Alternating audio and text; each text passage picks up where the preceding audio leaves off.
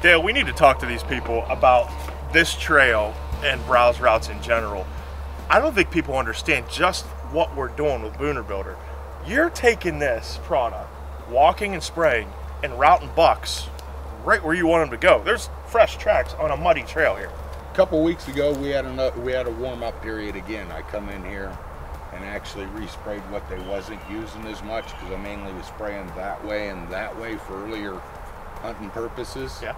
So I come back in, re-enhance this area that wasn't being used as much, so they could go ahead and prune all these plants. And at the same time, I changed their directions of travel by changing the health of that plant and value of it. Now you can see exactly where you went.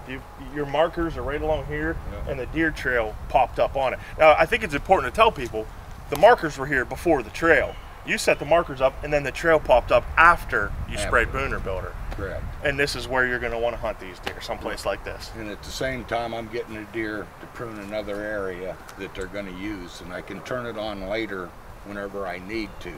So that's why you always add in. You know, they got one area browsed out, add in another area that builds into the direction you want that deer to travel for your strategies. Unbelievable. I can't believe how much this has changed the way you can just take a deer and put him right where you want him. And the proof is right here, and this looks like a little bit of chocolate pudding, doesn't it, on the ground? Oh yeah. It's unbelievable. Now tell me a little bit about the plants. This was all jewelweed in the summertime, right? Jewelweed, poison ivy. You had a lot of multiflora rose, blackberries, briars, brambles, apple tree right here. Sprayed a little bit around the base of the apple tree, and on the sucker branches it pulls it in. It's going to have a higher quality, sweeter apple. And they're getting their essential oils and that out of your poison ivy, most of your vines. A lot of it's where they're getting their antioxidants off of the grapevines. Now I know I had all kinds of success with this in our late muzzleloader season here in Ohio. I pulled a buck right up a fence line that I applied BoonerBuilder to. So let's go take a look at my hunt right here in Ohio, late January in our muzzleloader season. Let's watch what I do with this deer. It's been about 20 years since I've had a buck tag in Ohio's muzzleloader season. So there's squirrels all around me. I'm trying to take a buck though. I'm not worried about these squirrels.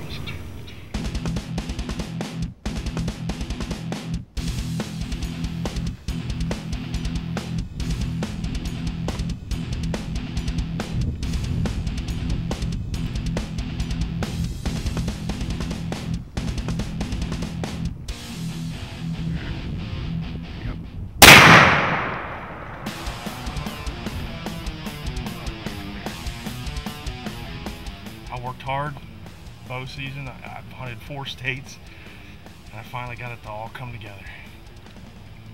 An 8-point on a family farm, lots of mass, just a good looking deer. Can't tell you how proud I am of this deer. Dale, I pulled that buck up that hill on a string. He followed the BoonerBuilder route, came 30 yards. I could have killed him with a bow.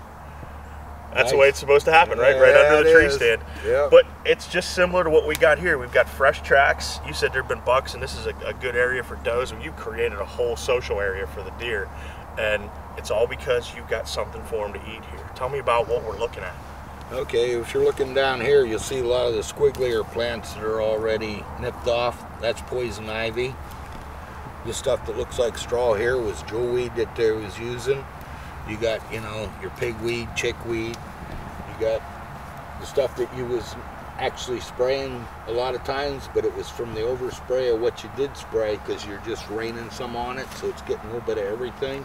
Right behind us in the summertime, a lot of mayapple and poison ivy. You know, a lot of them got grapevines. Just you're tying in a little bit of everything to cover all their essential needs. Now, this is an apple tree, and just because there's not apples on it right now, they're still browsing on it, right, aren't they're going to nip off the sucker branches and stuff. It helps the trees. It's actually a good way to get more in it. Get a little bit on your sucker branches or some of the ones up there, and a little bit around the base of the tree, and it helps that root system. So it'll have a higher quality, sweeter apple, you know, and it gives that bud survivability, you know, in the frost, a lot better chance. And it's a year-round process. There's always something. The deer are going to eat 365 days a year, so you're going to have something for them to eat 365 days a year. And a lot of what this is just recognizing your results, isn't it? Right. and understanding that the plants, even though you think they're dormant and not doing anything, they're working on their root systems. They pulled all their nutrients down to all their hair roots. The ground's actually softer. The plants can start digging their roots in, especially as they start moving more as the sap or tree nutrients or plant nutrients. So, well, Dale, we're still learning, we're still having fun. That's this week's BoonerBuilder walk and spray moment. We're going to keep walking, we're going to keep spraying, and we're going to keep having fun. We're going to have fun and let the deer teach us. Nope, we got to cut it down. So is that what you're going with? Yep. What are we spraying? Button your bottom button. Nobody wants to see your belly button hanging out. Come on. That'll make $6 in your back pocket.